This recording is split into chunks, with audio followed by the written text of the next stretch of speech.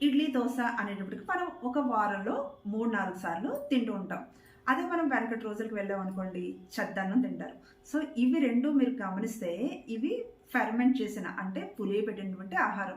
ఇందులో మన గట్ హెల్త్‌ని ఇంప్రూవ్ చేసేటువంటి ప్రోబయోటిక్స్ అనేవి పుష్కలంగా దొరుకుతాయి. సో, దానివల్ల మన ఓవరాల్ హెల్త్‌కి ఇవి మనకు సహకరించడం జరుగుతుంది. ఇడ్లీ, దోస తినడం వల్ల వెయిట్ ఎక్కువ గెయిన్ అవుతాము. ఇందులో న్యూట్రిషన్ వాల్యూస్ కూడా తక్కువున్నాయి అనే ఒక అపోహలో ఏం చేస్తున్నారు అంటే ఓట్స్ కానీ, పీనట్ బటర్‌తో చేసిన బ్రెడ్ ఇలా వెరైటీ ఆఫ్ ఫుడ్స్ వీళ్ళు తినడం అనేది మొదలు పెడుతున్నారు. అంటే ఇందులో న్యూట్రిషన్ వాల్యూస్ ఎక్కువగానే ఉంటాయి. కానీ ప్రోబయోటిక్స్ అనేవి మిస్ అవ్వడం జరుగుతుంది. మనకి ప్రోబయోటిక్స్ అనేవి కేవలం ఫెర్మెంట్ చేసినటువంటి ఆహారంలోనే దొరుకుతాయి. ఓకే. వీటిని మిస్ అవ్వడం వల్ల ఏం జరుగుతుంది అంటే, మన డైజెషన్ వీక్ అవుతుంది. అంటే రాంగ్ డైజెషన్‌లోకి వెళ్ళడం జరుగుతుంది. ఇమ్యూనిటీ తగ్గుతుంది. ఎనర్జీ లెవెల్స్ తగ్గుతాయి. తర్వాత మనం తిన్నటువంటి ఆహారంలో విటమిన్స్, మినరల్స్ అబ్జర్ప్షన్ చేసేటువంటి శక్తి కూడా మనకు తగ్గిపోవడం అనేది జరుగుతుంది. ఓవరాల్ హెల్త్ అంతా కూడా మన గట్ పైన ఆధారపడి ఉంటుంది. అంటే మన గట్‌లో ఉండేటువంటి గుడ్ బ్యాక్టీరియా, బ్యాడ్ బ్యాక్టీరియా ఇవి 2 కూడా వాటి ఆధిక్యాన్ని పెంచుకోవడానికి ప్రయత్నం చేస్తూ ఉంటాయన్నమాట. మనం ఏం చేయాలి?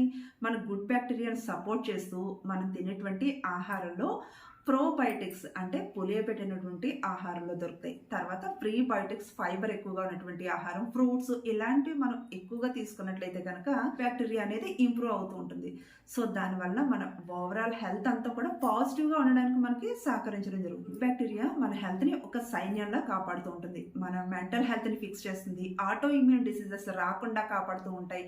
క్యాన్సర్ కణాలపైన కూడా పోరాడే శక్తి ఈ బ్యాక్టీరియాకు ఉంటుంది. ఇమ్యూనిటీ పెరుగుతుంది, ఎనర్జీ లెవెల్స్ పెరుగుతాయి. తర్వాత మనకి గ్యాస్ట్రిక్ కానీ, కాన్స్టిపేషన్ ఇలా డైజెషన్కి సంబంధించి ఇబ్బందులు లేకుండా మనం కంఫర్ట్గా హెల్తీగా ఉండడానికి ఈ బ్యాక్టీరియా అనేది మనకు సహకరిస్తూ ఉంటుంది. తప్పకుండా ఫెర్మెంట్ చేసినటువంటి ఆహారం అనేది ఇంక్లూడ్ చేసుకుంటూ ఉండాలి. ఫైబర్, ఫ్రూట్స్ ఇవన్నీ కూడా ఎక్కువగా తింటూ ఉండాలి. చాలా మందికి అపోహ ఏంటి అంటే ఇడ్లీ, దోస తినడం వల్ల ఇందులో ఉండేటువంటి కార్బ్స్ వల్ల ఎక్కువ వెయిట్ గెయిన్ అవుతాము, ఫ్యాట్ కింద కన్వర్ట్ అయిపోతుంది, ఇందులో న్యూట్రిషన్ వాల్యూస్ తక్కువ అని అనుకుంటారు. ఇది దేనిపైన డిపెండ్ అయి ఉంటుందంటే మనం ఎన్నుకునేటువంటి ఇంగ్రీడియంట్స్ని బట్టి ఉంటాయి.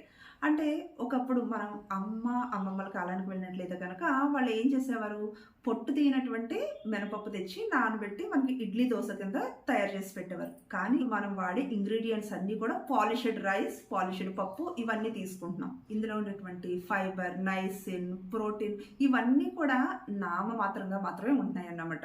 అనుకున్నట్లుగానే ఫ్యాట్ అనేది ఎక్కువ అవుతుంది. అలా కాకుండా తీన మినపప్పు, అన్పాలిష్డ్ రైస్ తీసుకున్నట్లయితే కనుక అందులో ఉండేటువంటి ఫైబర్, విటమిన్స్, మినరల్స్ అన్నీ మన శరీరానికి అందడంతో పాటు ప్రోబయోటిక్స్ కూడా అందడం జరుగుతుంది. వెయిట్ గెయిన్ అయ్యే అవకాశం ఉండదు. న్యూట్రిషన్స్ అన్నీ కూడా మనకు అందడం అనేది జరుగుతుంది. దోశ తినడం వల్ల వెయిట్ గెయిన్ అయిపోయే అవకాశం అయితే లేదు. కాబట్టి మనం రోజువారీ ఆహారంలో తప్పకుండా ఫెర్మెంట్ చేసినటువంటి ఆహారం తీసుకున్నట్లయితే కనుక మన గట్ హెల్త్ని ఇంప్రూవ్ చేసుకోవడానికి అవకాశం ఉంటుంది. మన గట్ హెల్త్ పైన మన ఓవరాల్ హెల్త్ అనేది డిపెండ్ అయి ఉంటుంది. ఈ వీడియో మీకు నచ్చింది అనుకుంటున్నాను. నచ్చినట్లయితే తప్పకుండా సబ్స్క్రైబ్ చేసి ఇంకా లైక్ చేయండి.